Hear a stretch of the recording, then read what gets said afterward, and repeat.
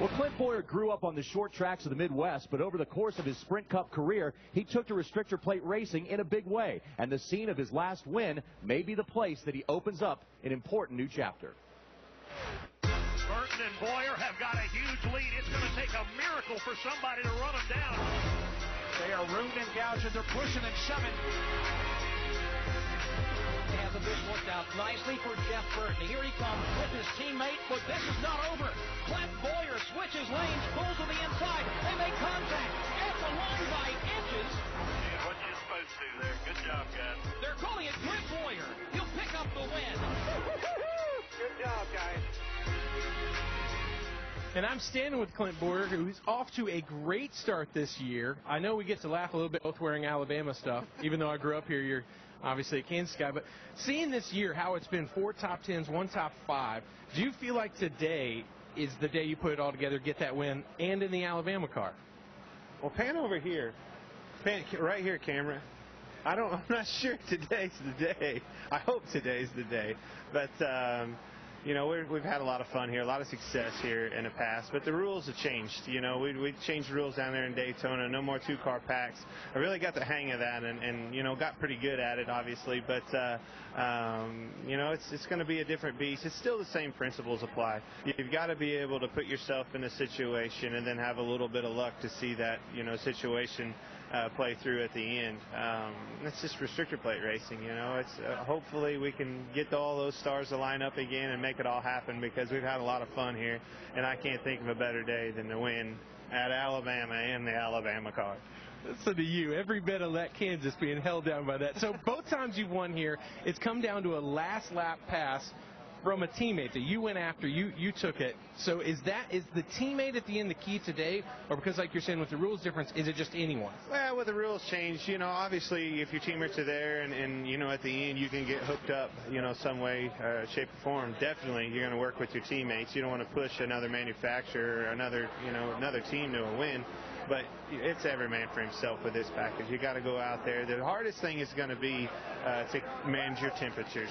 Man, they've got us in a tight window in those temperatures. Running mid-pack, starting where we are, you're really going to have to pay attention to those temperatures, because as soon as you push, you know, water, the next time is even worse, and then it gets worse and worse and worse. So you want to save that to the very end of the race when you need it and just go like hell. All right, your Twitter question today from a fan, which I think is a great question. What's your favorite movie of all time? Oh, man. There's been so many. Probably the Blues Brothers. I was kind of born and raised on the Blues Brothers mentality with my father, and if you watch that movie, you pretty much understand me. What is it, 100 Miles to Chicago? Yes. It's dark and we're wearing sunglasses. Good luck today, buddy. Fix a cigarette lighter. That's Clint Bowyer. He's rolling off 24 today. Johnny? All right, good luck to Clint and Rutledge. It's too bad they didn't have that hat in your size. That's an extra large, believe it or not. It looks like a monkey on a racehorse is what it looks like. That would be a medium on that jug. Really nice. With this shirt.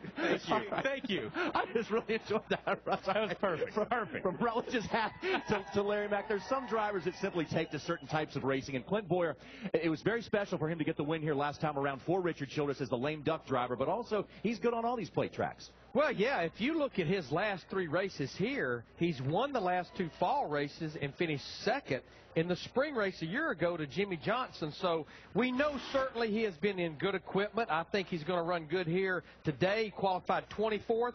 But the Toyotas, they just did not have that speed for qualifying. We only had 2 Toyotas qualifying in the top 20. But what I saw in practice on Friday, the 3 Michael Waltrip race Toyotas, the 3 Joe Gibbs Toyotas, they're going to be strong when we get into the draft, into the big packs. And guys, it seems like it's only a matter of time before Michael Waltrip Racing gets that win, because they're there week after week after week. You bring up a great point, JR, because, you know, when Clint Bowyer left Richard Childress Racing, everybody in the sport said, oh, bad move, because, you know, going to that B team, that Michael Waltrip Racing team, they're not very good.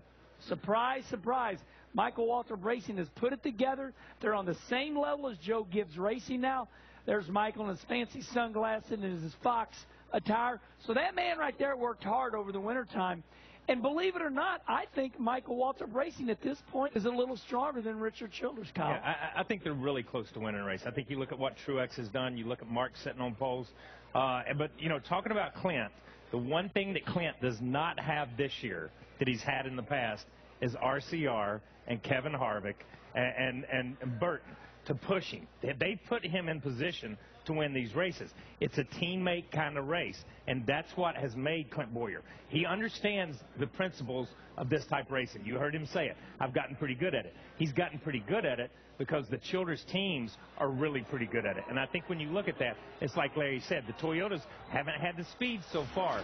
So if his teammates can get the speed or they can hook up, it's going to take one of those guys to get him in that position. And, you know, he's sitting 12th in the points. He's only 14 points out of the top 10, and that's with those two bad races at Phoenix where he kept having right front tire issues, and at Kansas where he had engine issues. I know he only has the one top 5 finish, but he and Brian Patty and that 15 team, they are solid week in and week out. I don't think it's long before they go to victory lane, and with that paint scheme, you can't go wrong. I knew we were going to get that in there. I knew it. Alabama. Yeah, more on Alabama.